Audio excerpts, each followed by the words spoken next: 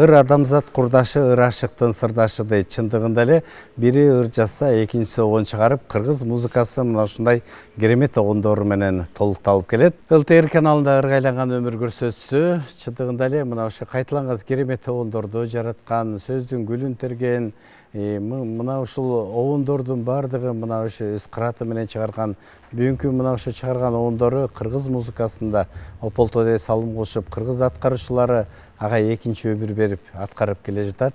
Биздин студиябыздын кадырлуу мейманы, маданияттын мыкты кызматкери Насыр Давлесов атындагы биздин кыргыз улуттук маданият жана искусство окуу жайынын жетекчиси, обончу көп кырдуу талант ээси Токтой Култаев бүгүн бизде конокто. Кош келиңиз. Негизи биздин көрсөтүүбүз 3 бөлүктөн турат. Биринчи көрсөтүүбүз ыр дүйнөнүн башаты дейт. Негизи Жусуп Баласагындын айткан бир сөзү бар, талант бул жараткандан берилген олжо депчи.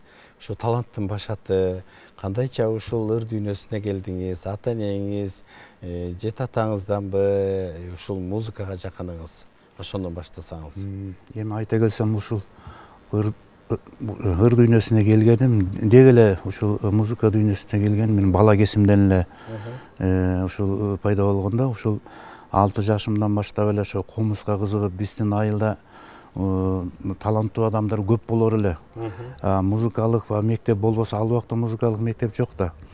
Анан ошол ар бир үйдө, кээ бир үйдө атасынан баштап ошол кичүү баласына чейин чертип кетер эле да. Анан ошолорду көрүп, шыктанып, үйрөнсөм деп далалат кылып, анан ушу 6 жашымдан баштап ошо комуз кармай баштадым.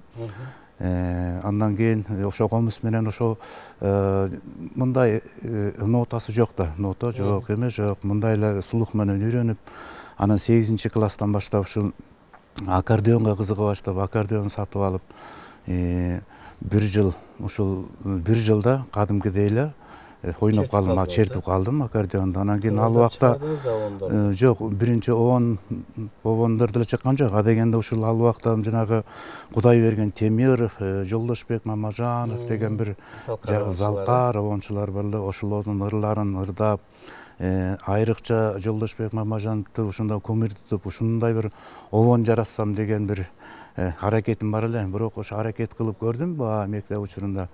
Бирок алардыкына окшобой жеңилирээк огондор чыгып калды.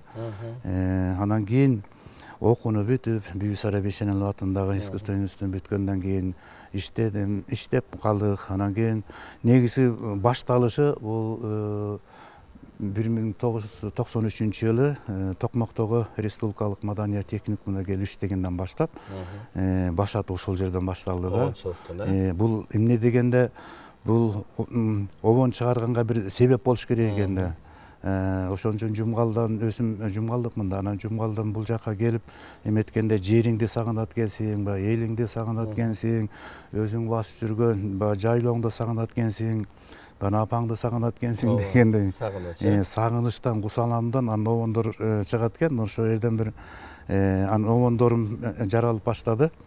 Андан кийинки уже Алмасет Касиев деген биздин Токмокто жакшы обончу, көп кырдуу, таланттуу жазуучу, композитор, ушул ага менен кичине иштешип калдык. Анан ал байкеге баа көргөзүп, ушундай обон жаратып атам десем, жакшы, жарайт, дагы иштешиң керек деп ушундай эме болуп калды. Эң түрткү берген башаты ушу Алмасет Касиев болду.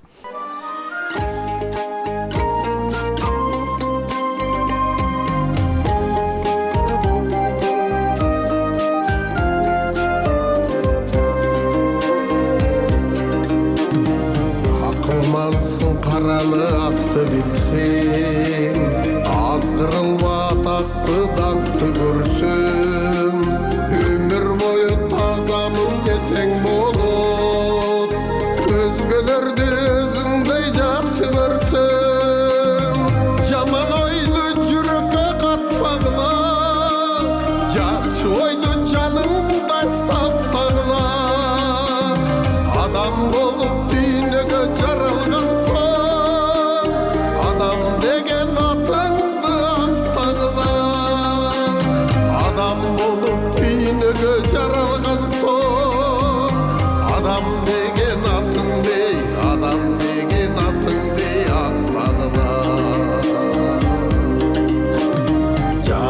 жакшылардын катарын толуктасаң, жамандарга жакындап олукпасаң, өзүңдүн да жан дүйнөң таза болот, өзгелердин жүрөгүн оорутпасаң, жаман ойду жүрөккө катпагыла, жакшы ойду жаныңда сактагыла. Адам болуп дүйнөгө жаралган соң, адам деген атыңды актагыла. Адам болуп дүйнөгө жаралган соң, адам деген атыңды, адам деген атыңды актагыла.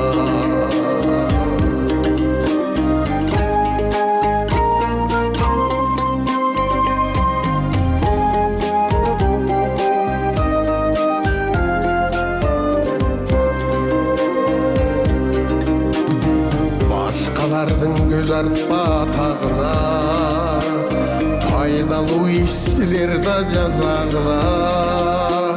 Ак калпактуу акылман эл болоду, айкөлдөрдүн кошулуп катарына. Жаман ойду жүрөккө катпагыла, жакшы ойду жаныңда сактагыла. Адам болуп дүйнөгө жаралган соң, адам деген атыңды актагыла. Адам болуп дүйнөгө жаралган соң, адам деген атыңды, адам деген атыңды актагыла.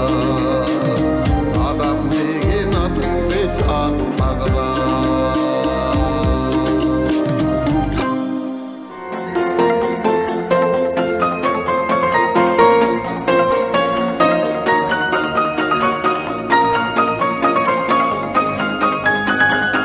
Өмүрдүн бөксө жерин ыр менен толтуралы дейт. Негизи эле сиздин ырларыңыздын кайрыктары дагы өзгөчө. Андан жогорку окуу жайында окуу, билим алып, ошентип анан оркуштап обондоруңуз чыга баштады.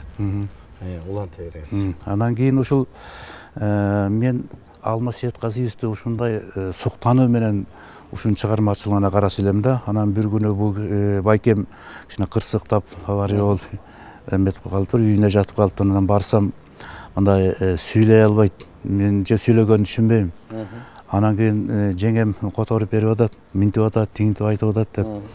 Анан кийин ушундай таланттуу киши да ушинтип жатып калабы, мындан кийин мунун чыгармачылыгы токтоп калабы деген ушундай капаланып анан бир китебин берди ыр жөнүндө. Анан ошол китебин үйгө алып барып анан кийин баягы кечке капаланып отуруп, ичин ачып көрсөм бир ырлар абдан маанилүү экен да.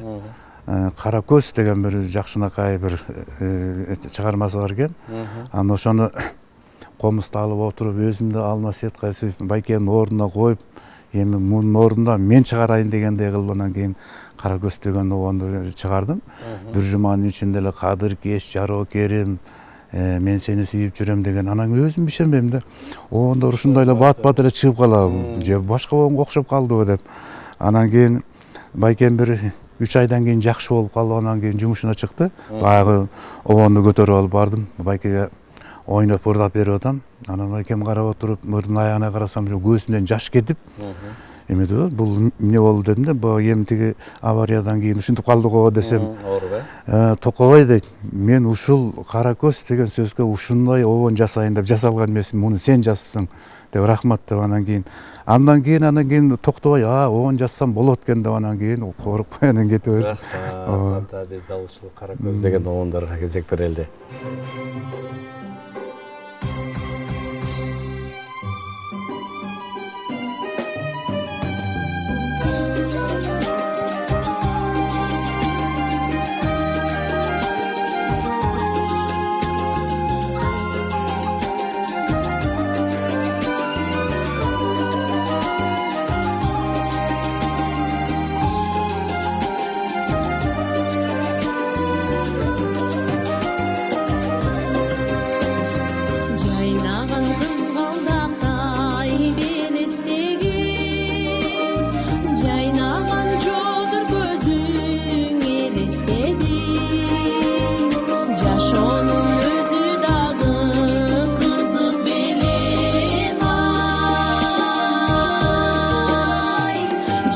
Жарқыным сүйгүндөй, алтыным сүйгүндөй, жарқыным сүйгүндөй, ысык менен.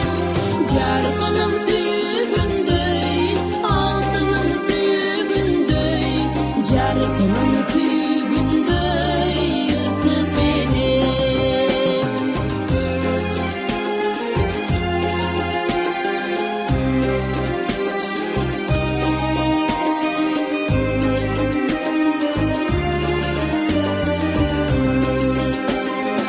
Арубак сени ойлоп тура албадым, башкага көңүлүмдү бура албадым.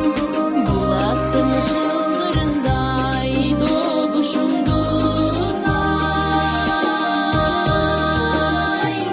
Бир эким жакын жерден, жан эркем жакын жерден, бир эким жакын жерден уга албадым. Бир эким жакын жерден, жан эркем жакын жерден, бир эким жакын жерден уга албадым.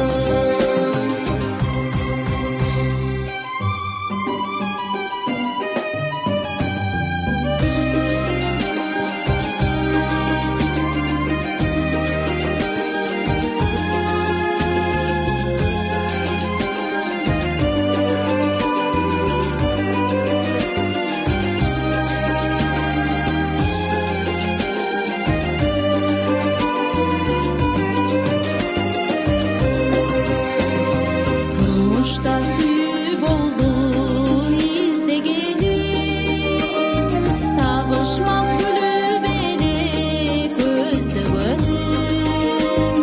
Көрмөйүн көңүлү жаргып жашабадым ай. Кара көз жандай сүйгөн, кара көз менин сүйгөн, кара көз жандай сүйгөн махаббатым. Кара көз жандай сүйгөн, кара көз менин сүйгөн, кара көз жандай сүйгөн махаббатым. Кара көз менин сүйгөн махаббатым.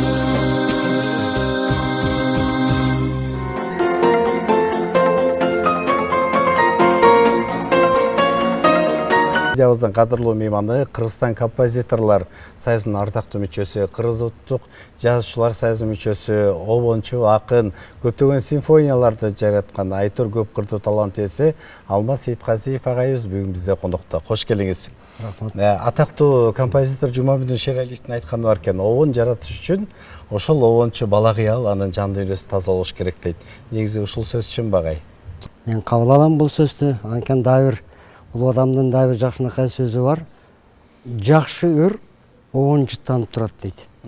Кана демек айкашып атат да балалык дүйнө ушул туулган жерди, ошол өзүң чоңойгон жерди, же болбосо бир толкунданып бир нерсеге ушунчалык суктанган кезде жан дүйнөңдөн, ички дүйнөңдөн ушу эргүү келип, анан ошондон бир жакшынакай кайрыктар, анан ырлар жаралат. Сиз көп кырдуу талантсыз, мына сөз да жазасыз, обон да чыгарасыз дегендей. Токмокто маданий агартуу окуу жайында институт бүтүп келип иштеп келген комузчу, ырчы, ушундай сонун жигит экен. Анан алда менин сыртымдан угуп билип, анан таанышып, анан ырларымды карап, анан бир сапар ушундай обон жараттым деп кайрылып калды. Анан эң сонун, анан ошо менен биз чыгармачылык өз ара бирикме түскөндөй болдук дагы. Мына ошондон бери ушул бүгүнкү күнгө чейин ушу чыгармачылык байланышта жакшынакай келатабыз. Күнстан элесинде кат жазсым келесиңби дейт. Мына ушул сөздөр бүгүнкү күндө обондорго айланып, бир топ мынакей жаштар аткарып, биздин кыргыз музыкасын жакшы толуктап келет. Бул ырыңыз кандайча жаралды? Кат жаздым келесиңби? Советтер Союзу учуру, кат жазган учурбу? Бул махаббат темасы өлбөс өчпөс тема экен. Албетте ушул арзып, сагынып, анан ушунчалык жан дүйнөң менен ошол каалоо сезими аркылуу анан ошону туюндурууга аракет кылып жаздым. Анан Токон жакшынакай обон жаратты. Анан эми ырчылар жакшынакай ырдап жүрөт. Албетте. Агай, сиз обончу катары ушу кандай баа берип атасыз ушу чыгарган обондоруна? Мынакей бирине сала бири патриоттук темада, махабат темасындагы ырлар аткарылып жүрөт. Ушул тапта обончулар өтө эле көп болуп кетти. Анан менин көз карашымда ушул бирөө болсо да, экөө болсо дагы ушул кыргыз жыттанган, кыргыз кайрыктары. Анан албетте ошол тигил же бул автордун өзүнө таандык кайрыктары болсо деп тилейт элем. Албетте Токондун өзүнүн тапкан, өзүнө ылайыктуу кайрыктары бар. Мына ошон үчүн эл улуу акын Медикем айткандай, менин таянар балдагым бул элдин сыны дейт. Эл көрөгөч эл сындайт. Эл кабыл алып аткандан кийин демек жакшы кайрыктар бар Токондо.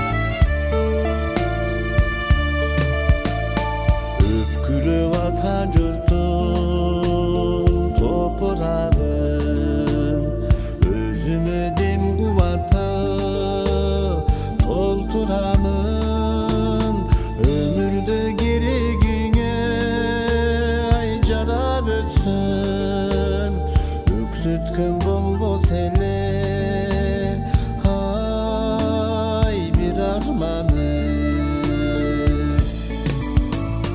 Aymalava tacırtın arutamın, emine jurulsa menin canım. Yaşodo milletimdi sağa töksün. Sene ay çarmanım, öküngön bolbo sene ay çarmanım. Sağınıp ata jurdum ar bir günün, sanasız buljalganda ötmös günüm, tiride arman bolbo arnalsa emgeklerim, ay türün türün. Aymalava tacırtın arutamın, emine jurulsa menin canım. Yaşodo milletimdi sağa töksün. Jabıkkan bolbo sene ay çarmanım, öküngön bolbo sene ay çarmanım.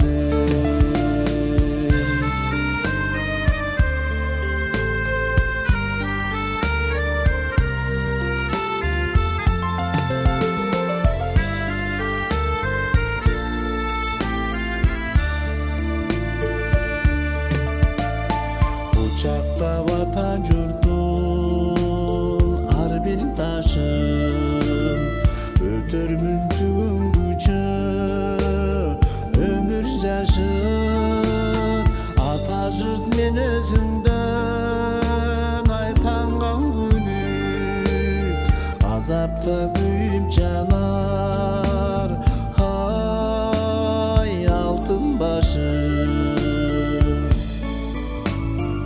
Aymalava tacırtın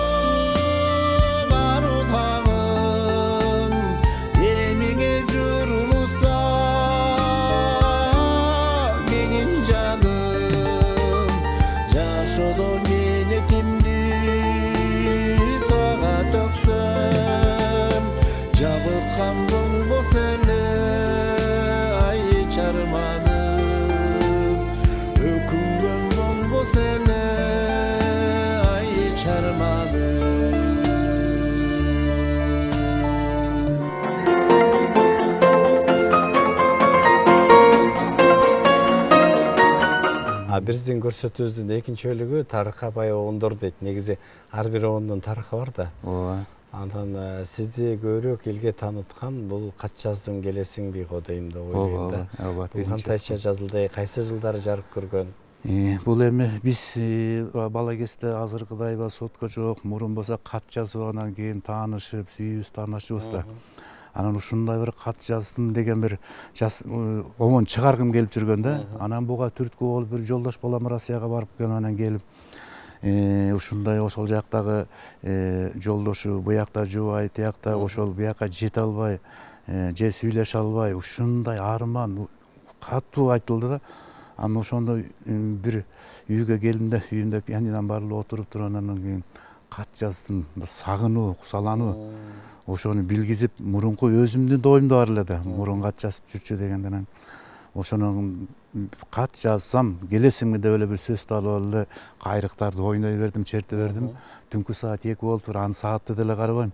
Анан Алмаз байкеге чалып, Алмаз байке, Мореке кат жазсам келесиңби деген сөздү ушуну припевке коюп туруп, анан кийин кайырмасына коюп туруп, мага оон жазып бериңизчи десем, сөз жазып бериңиз десем, макул деди. Карасам түнкү саат 2, тoko түнкү саат 2 болбодубу дейт.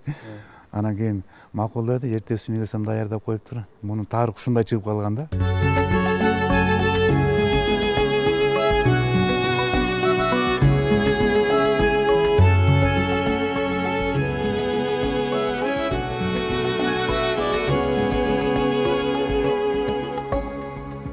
Үмүт ой болуп канат, өзүңө алып барат.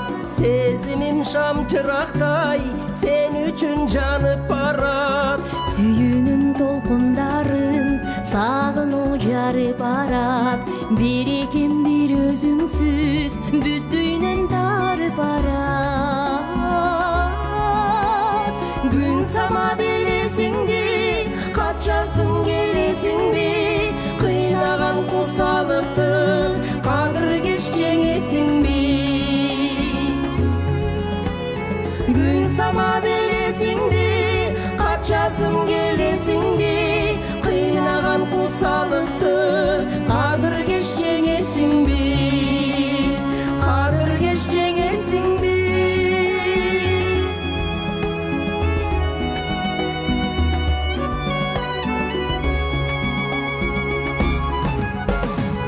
Күзөдүм жакшы күндү, кумарым артып сага.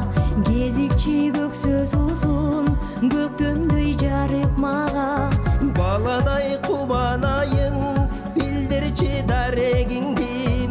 Көрсөтчү суранайын, жылдыздуу карегиңди. Күн сама белесиңди, кат жаздым келесиңби?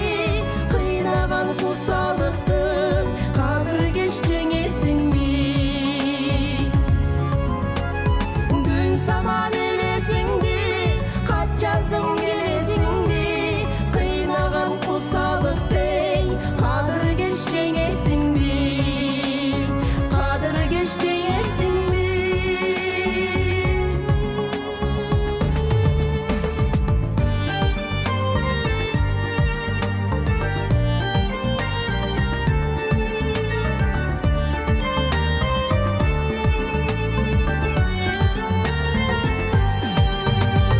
Карлыгач кайкып учуп, кайкыны кетти ашып. Чыдамым кетип аздап, турамын мен да шашып. Сен тарап сырдууланат, тоо башын булут басып. Жүрөктө катып жүргөн сырымды койдум жазып. Күн сама белесиңди, кат жаздым келесиңби? Кыйнаган кусалыктын кадыр кеч жеңесиңби? Күн сама белесиңди, кат жаздым келесиңби? Кыйнаган кусалыктын кадыр кеч жеңесиңби?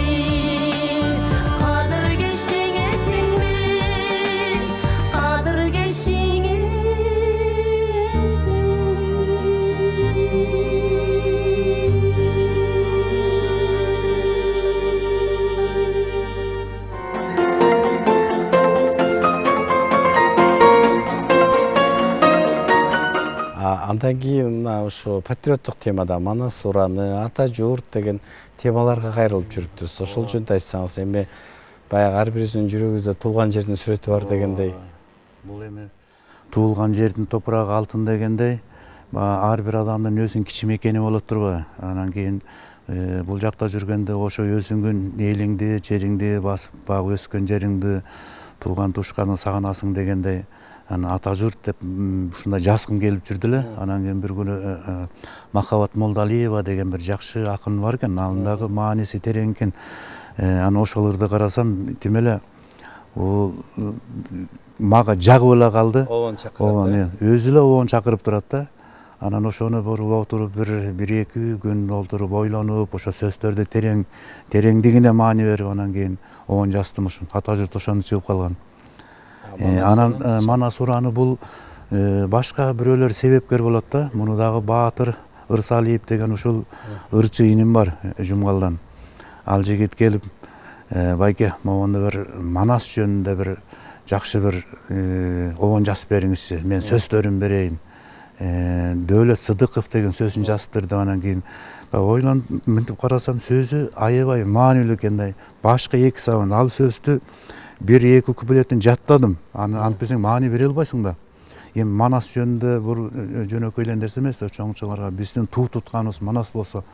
Анан кийин бир андан мындан алып жазып койгонго да болбойт да. Анан отуруп ойлонуп, жанагы Манас десем кыргыз келет эсиме, кыргыз десем Манас түшөт эсиме деп туруп, ушу сөздөрү тим эле ушундай мээме куюлуп калды да. Анан кийин муну бир күн, эки күн, үч күн отуруп, тиги Баатыр иним чалаштырып, эмне обон бүттүбү байке деп. Жок, бүтө элек. Ага чейин варианттар чыкты, бир эки. Анан үчүнчү күн дегенде анан жакшы бир сон ушундай кайрык келип калды. Анан ошо кайрыктан улап, бат эле бул эми баа куплети чыккандан кийин кайрыбас өзү эле кетет экен. Анан чыгып туруп Баатыр чыкты иним деп жөнөттүм.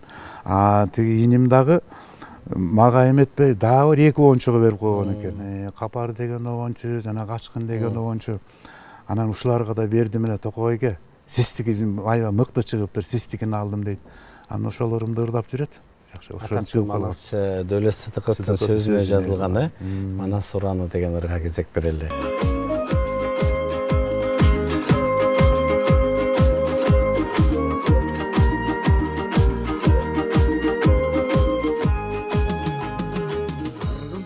Manас келет сезимге, Манас десем кыргыз түшөт эсиме. Кандай гана улуу ушул эки сөз, кубат берип кыргыз элдин демине.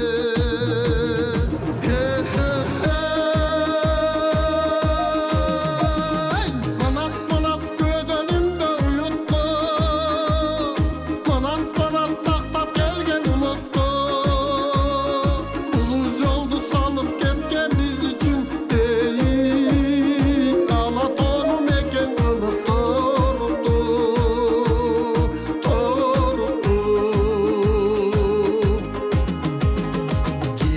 Түпкүрүнө созулап, келе жаткан бизди көздөй жолулап, татал тагдыр тартса дагы кыргыз эл, Манас деген урам менен чогулап.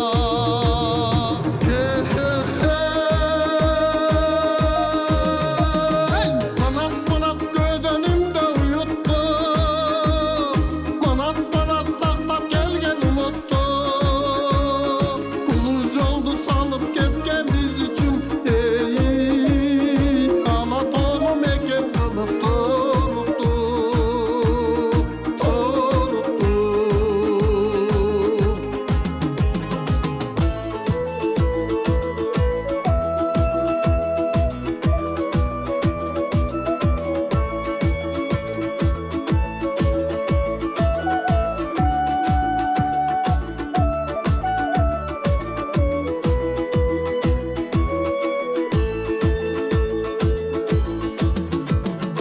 Айкел Манас улутумдун уңгусу, көчмөн элдин басып өткөн турмушу.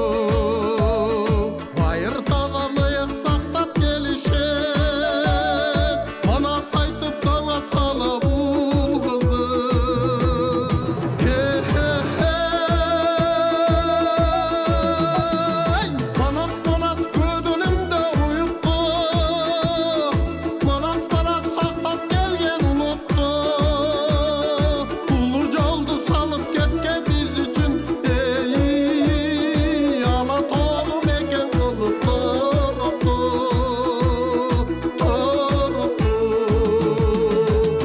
майса менен кылычтын чабышынан бүткөндөй, майса менен калкандын сайышынан бүткөндөй, аламда улуу ойлордун жарышынан бүткөндөй, бүтүн кыргыз элиңдин намысына деп бүткөндөй.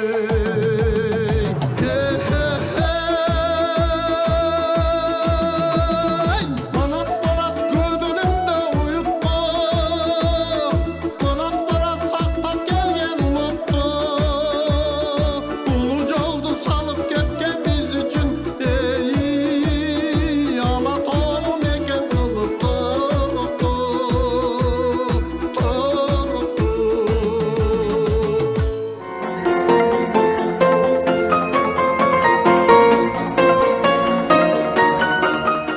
Рахмат.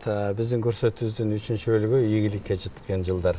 Мынакей сиз Эсенгул Ибраев өңдүү кыргыз эли акындарынан тартып, канча деген акындардын сөзүнө экинчи өмүр берип отурасыз.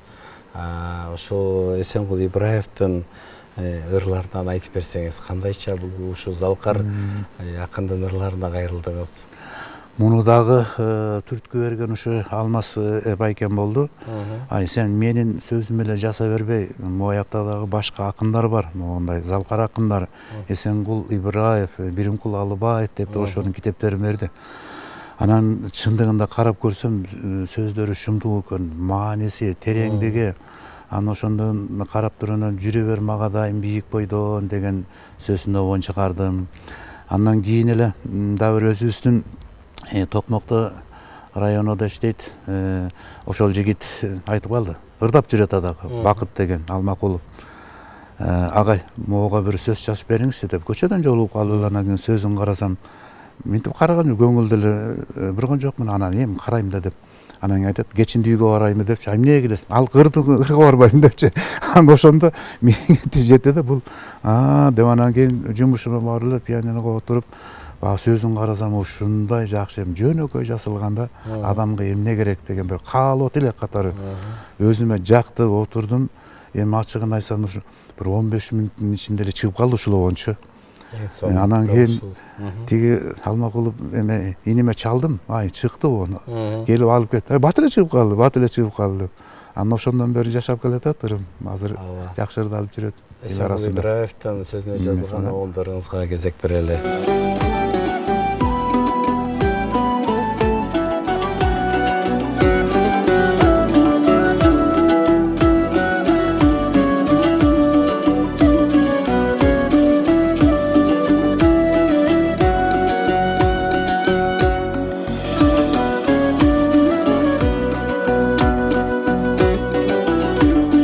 Казаның кайнап турса, тасманың жайнап турса,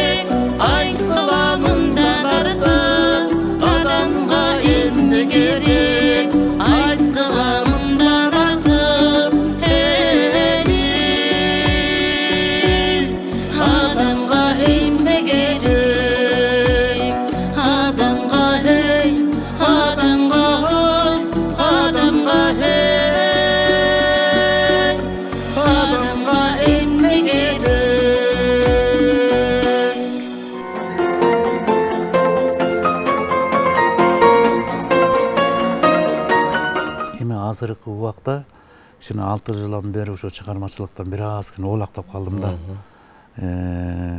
Могу жакында бирок башка улуттардын дагы бир огондорунан жас көрсөм деп казак акыны Мерверт деген бир жакшы акын бар экен. Ошону бир сөзүнө обон жаратып көрдүм. Буюрса жакшы чыкты, аранжировкасын жазаттым. Андан ушул жумушума байланыштуу көп чыгармачылыктан кичине оолак болуп атам азыр. Бирок эчнерсе дагы кайрылып сиздин ырларыңызды аткарып жүрбөйбү көп жаштар? Улуу муунда кырчылар аткарып жүрөт дегендей. Анан ошо апа жөнүндө ырыңызды айтсаңыз, ар бири ата апасына ыргызып жаратат экен да ошолор жөнүндө. Ооба, анан кийин бул апаң жаныңда жүрө берсе, ошондой огон чыкпайт эле го деп өзүм ойлойм да. Ошо алыста болгон үчүн апаңдын мээримин сагынат экенсиң дегендей, ал кишинин бир жылда бир барасың, барсаң байкуш жакшынакай сөзүн айтып эркелетип, бул баланчадан калган сүрө эле, тигил түкүнчеден калган эле деп ушинтип тамагын даярдап, ошол мээримин сагынат экенсиң, анан отуруп алып, комуздан апа жөнүндө жазгым келди, комуз менен ойлонуп, апа экен деп туруп, аздектеп, жалынарым деп бир сөз өзүм таап алып эле, ошону менен кете бердим, анан кийин обон жаралып калды, комуз менен жараткам да муну. Анан Алмаз байкем айтып, ушундай бир апа жөнүндө бир обон жаздым. Могул сөз ушундай 11 муун. Ушул сөз жазып бериңизчи деп, анан кийин Алмаз байкем багы өзүңдүн оюңду таап туруп жазат да, ушуну мыкты акын да. Ушунусуна баа берем Алмаз байкем. Анан кийин ошентип апакем чыгып калган. Анда Гүлзат Байсакованын аткаруусунда ушуларга кезек берели.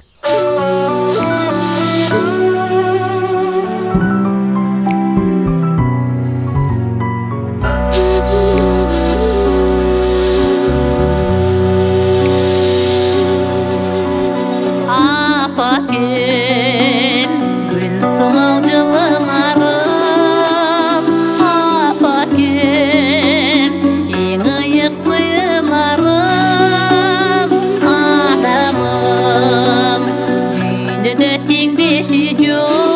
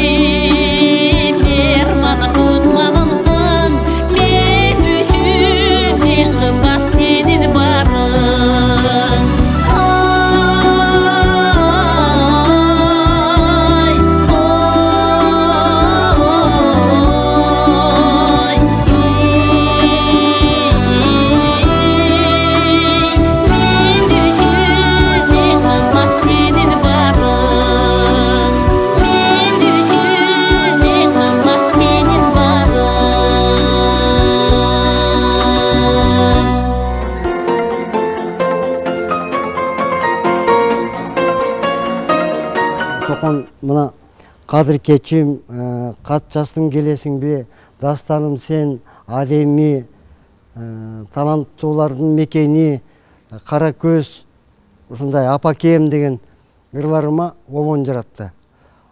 Албетте эми ошол бири-бирибизге таң улабай эмес, мындай өзү каалоо менен, өзү ошол ырды жактырып, анан ушундай жакшы чыгармалар жаралып атат. Мен эми Токонго эң биринчи кезекте чың ден соолук, ачык маанай, бакыты таалай каалайм. Чыгармачылык ийгилик, өзү маданий агартуу колледжинде жетекчи болуп иштеп келатат. Андан сырткары ушу өзү комуз чертет сонун, оркестрди түшүнө билет. Анан неме көкүрөгүндө обондор бар, кайрыктар бар. Чыгармачылык ийгилик каалайм, артыла берсин. Жакшынакай элиме, кыргыз журтума жакшынакай чыгармаларды тартуулай берсин демекчимин. Рахмат, урматтуу телекөрүүчүлөр, бүгүн бизде конокто Кыргыз улуттук композиторлор союзунун ардактуу мүчөсү, керемет симфонияларды, керемет обондорду жараткан акын биздин сүйүктүү агайыбыз Алмаз Сейитказиев болду. Сизге бекемден сол узун өмүр каалайбыз. Ал эми биз обондор менен көрсөтүүбүздү улантабыз.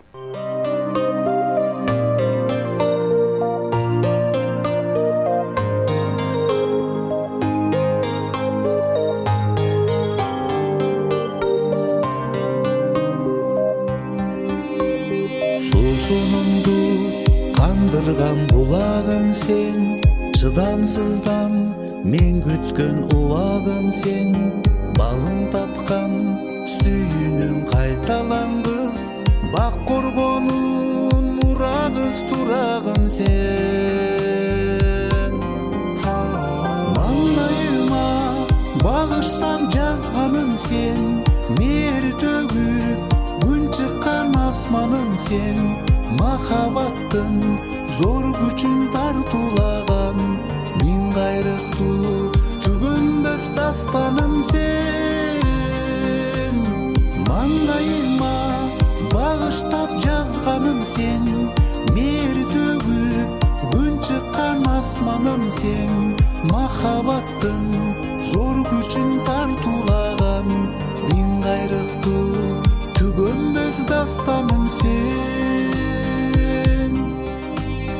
Тагдыр буйруп турмушта тапканым сен, сулуулардын ичинен жакканы сен, жашырбастан айтайын чын сырымды, жүрөгүмдүн дүрсүлдөп какканы сен. Маңдайыма багыштап жазганым сен, мээр төгүп күн чыккан асманым сен, махабаттын зор күчүн тартуулаган, миң кайрыктуу түгөнбөс дастаным сен. Маңдайыма багыштап жазганым сен, мээр төгүп күн чыккан асманым сен, махабаттын зор күчүн тартуулаган, миң кайрыктуу түгөнбөс дастаным сен.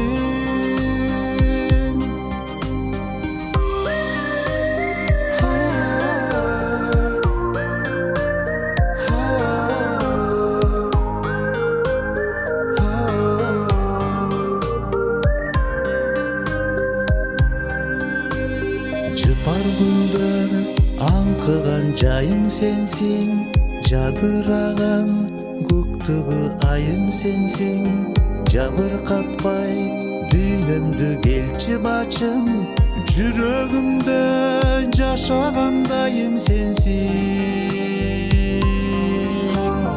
Маңдайыма багыштап жазганым сен, мээр төгүп күн чыккан асманым сен, махабаттын зор күчүн тартуулаган, миң кайрыктуу түгөнбөс дастаным сен. Маңдайыма багыштап жазганым сен, мээр төгүп күн асманым сен, махаббаттың зор күчүн тартуулаган, миң кайрыктуу түгөнбөс дастаным сен.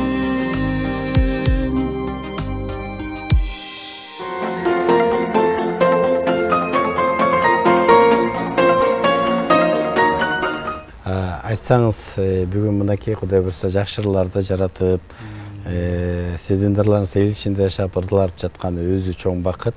Бүгүн ыргайланган өмүр көрсөтүүнө 1 саат бою сиздин оңдурларыңызды тартылып жатабыз. Сизге эркин микрофон берели, телекөрүүчүлөргө, сиздин өзүн күйөрмандарыңызга кандай жакшы сөз айтасыз? Урматтуу кыргыз желим, ушул менин айтарым. Мен ушул менин обондорум багы жүрөктөн чыккан жүрөккө жетет дегендей, ушул обондорум сиздердин жүрөгүңөргө жетип, сиздер ырдап дегендей жүрсө жакшы болор эле. Анан дагы элиме кааларым, асманыбыз ачык болсун, элибизде тынчтык болсун, мамлекетибиз өнүгүп өсүп дегендей бир эң жакшы алдыңкы мамлекеттин катарына кирсек деген тилегим бар. Рахмат, дагы талбай мыкты оңдорду жарата бериңиз. Биздин көрсөтүүбүзгө дайыма келип туруңуз. Жакшы оңдоруңуз менен бүгүн сиздин көрсөтүүңүздү көргөнүзгө абдан кубанычтабыз. Сизге биз ЛТРдин төрүнө келгенден жакшы китеп берели. Мүмкүн Арыстанбек атабыздын сөзүнөн дагы мыкты оңдор жаралып калат. Урматтуу телекөрүүчүлөр, биздин көрсөтүүлөрүбүздү ошо социалдык тармактан көрүп баа бериңиздер, кайталап көрүңүздөр. Бизге жакындан жардам колдоо көрсөткөн балдардын жана өспүрүмдөрдүн улуттук сейтек борборуна ыраазычылык билдиребиз. ЛТР мамлекеттик телерадио компаниясы дайыма өзүнүн керемет көрсөтүүлөрү менен алдыда турат. Андыктан дайыма биздин каналдарды көрүңүздөр, социалдык тармактан каалоо тилектерди күтөбүз. Кызматыңыздарда мен Айбек Асанбек уулу, кийинки эфирден амандашканча саламатта калыңыздар.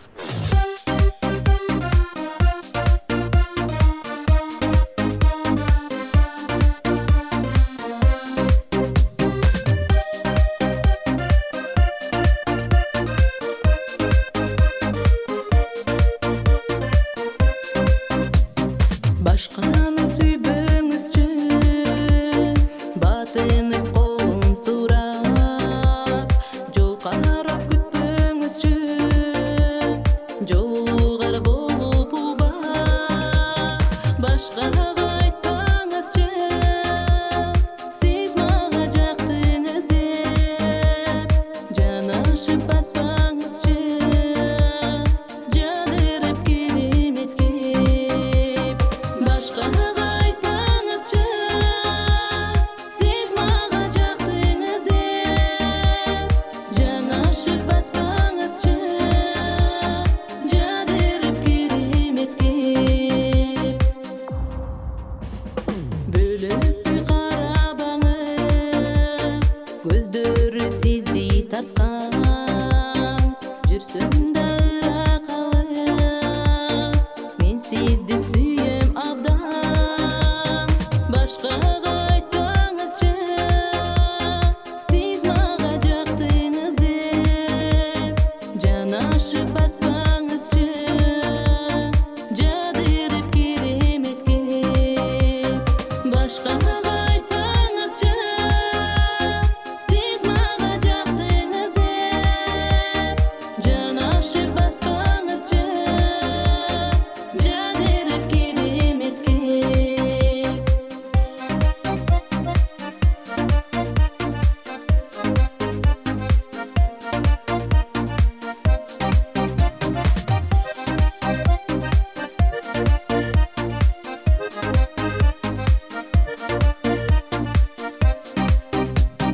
Жагымдуу ырларыңыз жүрөктү изип барат, аруу сизге болгон аламды кезип барат. Башкага айтпаңызчы, сиз мага жактыңыз деп, жанашып баспаңызчы, жадырып кереметке. Башкага